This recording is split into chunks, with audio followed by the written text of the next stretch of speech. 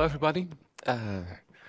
18 years ago, I found myself in my first assignment at a client, and that's where I had my first experience with software architecture, and that was in the Fagan inspection. Does any one of you remember a Fagan inspection? Lucky you. Terrible. We got together as a team. We got a big stack of papers, 200-300 pages, I think, with a completely worked out software architecture, all designs for our new project. And well, we got an hour, hour and a half to review all of these pages and make suggestions for improving those designs. Well, not a lot happened in that hour and a half. We maybe ended up fixing some typos. That was basically it. That was my first experience with software architecture. And back then I already knew if I'm ever going to be an architect, I want to do it differently, because this is just not working. Who am I? I'm MARCEL, lead solution architect at Storyteller Netherlands. And I'm specialized in working at government agencies, mostly. I started out as a Java developer, currently an architect. But enough about me.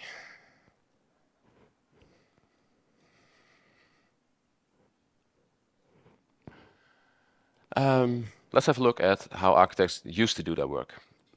Back in the ancient times, 15, 20 years ago, they were up in their ivory towers creating big designs and just throwing it out the window to all the development teams. A lot of the time, the architectures were done before even the teams were formed that were going to develop the software.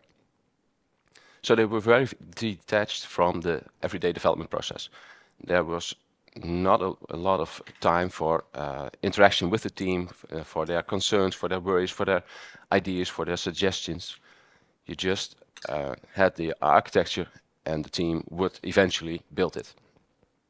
That somehow created an all-knowing oracle. But times have changed, thankfully. The modern architect is at the heart of development, has to be agile, is a good communicator, talks to everybody on the team, but also the stakeholders, all the other all other people from the business. Has to influence their team, has to really sell their architecture to the team on how they want to achieve the most value for their client. Okay. What qualities do they need to actually? What qualities should a modern architect possess to achieve all those goals? In a minute, I try to answer this question. But first, let's have a look at this book. I got this 16 years ago, I think. I was just starting out as a developer. I got this from a manager, and it really helped me on becoming a successful developer. There are great ideas in this book, great guidelines, rules, so on. Does any one of you know this book? Half, and who have actually read this book? A little less. Well, to you who haven't read it or don't know this book, try it. And there are really useful pieces of information in there, which were really paramount in my journey to becoming a successful developer. Well, I just recently stumbled back onto this book, and I really thought, well, maybe I could do something in a similar way, but for starting new architects, aspiring architects. And maybe I could help them with some advice, some guidelines, some rules, like that. But first, what means pragmatic to me? This is the definition. What really illustrates this for me is an old story way back when the Soviets and the Americans were still fighting the space race, who was going to be the first on the moon. They really needed something to write in zero gravity. The Americans spent millions of dollars developing a pen who could write in zero gravity, and the Russians, the Soviets, they used a pencil.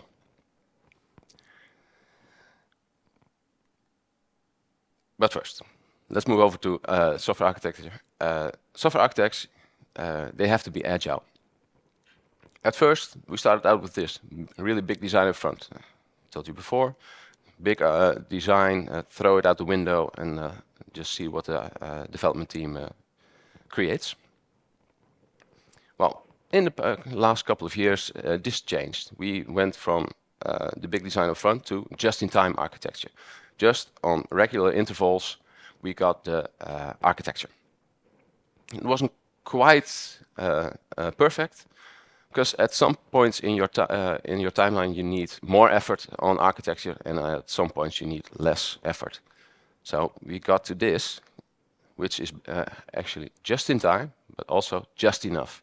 You create just enough architecture so the team can move on, but also not too little, because you have to have some idea of how you are going to create the software system. This led to Evolutionary Design, where you start out with a big idea, just vague, not too specific, and within every small step you get closer to your end goal of, well, in this case, you start out with a wooden guitar with two snares and end up with a fully working, and every little step adds some functionality.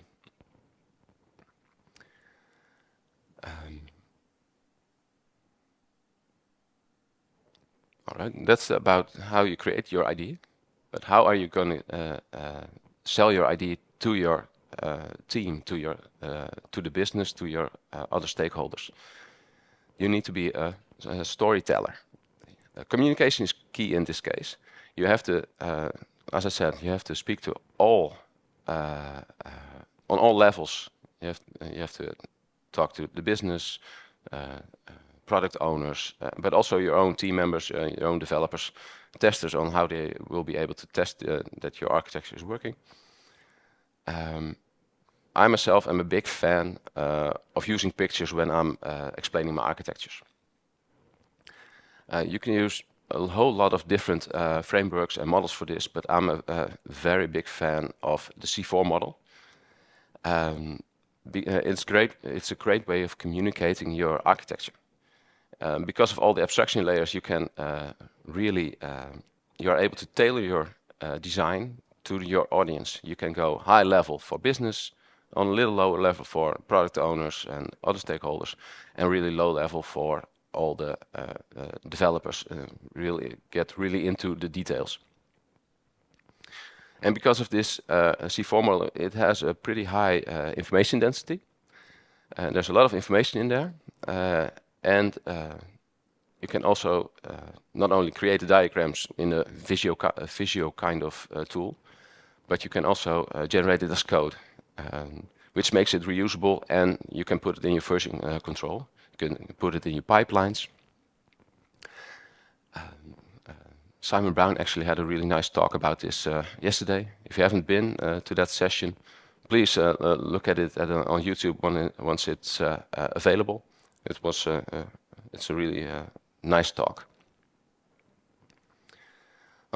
I've talked about this as just one tool I use for diagramming, but an architect for creating an architecture and finding a solution. You're not done with just one tool. You need to have a toolbox. You have to be creative about how you fix your problem.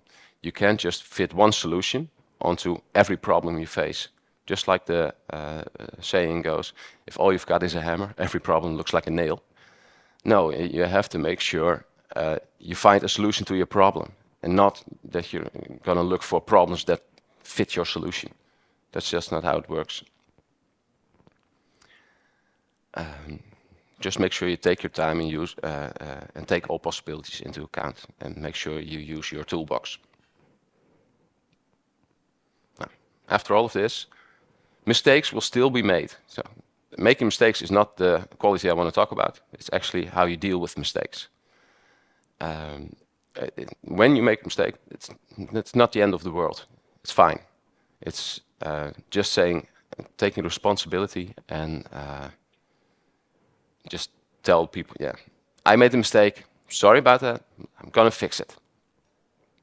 And after you solve this problem, after you fix your mistake, you make sure you learn from it and it doesn't happen again. You create all kinds of measurements to make sure your mistakes don't happen again. And then you carry on, just move ahead. No need in staying in the mistake. No, you fixed it, you can move on. It's actually a great story. At IBM, 1960, I think, long time ago. Their CEO was in some hot water. IBM wasn't doing so well, and one of his direct employees made a mistake, and it cost them a $1 million client. This employee was called into the CEO's office, and well, he got all kinds of questions. And at the end, the employee said, "Well, I really thought you were going to fire me. I'm not going to fire some employee that just learned a $1 million mistake. You're not going to make that again." I think that's a great story. I hope at most of the companies this will work this way. Don't think so, but I would really like it to happen, to be this way.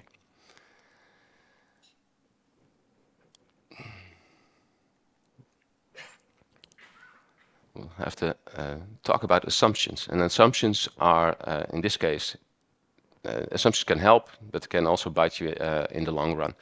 You really have to be aware of the assumptions, and that's the most important part. Be aware of your assumptions. If you're not aware of assumptions, this can lead to misinterpreting information, which leads to wrong decisions. And it can also help you identify and anticipate assumptions made by your colleagues. Oh, I've got another nice story about this as well. This is an aircraft where they plotted all the holes. This is an aircraft from the Second World War. It was a bomb carrier that went to Germany, dropped its bombs, and came back. And they just plotted all the holes they found in the planes that came back onto this one image. And they really wanted to reinforce this plane. So they first started out reinforcing the parts where all the holes were. It didn't really matter on a large scale. The same amount of planes came back until one statistician said, "Well, I think you're looking at the problem the wrong way. Because the planes where the holes aren't visible, those are the ones that aren't coming back. You need to fix the parts where there are no holes." After they did that, they improved tremendously. A lot more planes came back after those reinforcements. So let's recap. As a modern architect, you need to be agile. You have to be a storyteller. You have to have a toolbox and be creative. Take responsibility for and learn from mistakes. And to be aware of your assumptions. And if you have all of these qualities, you can truly call yourself a pragmatic architect. Thank you. If you want to contact me, on the left are my details. And if you want the slides, you can find them on my GitHub account. It's the QR code. Thanks again.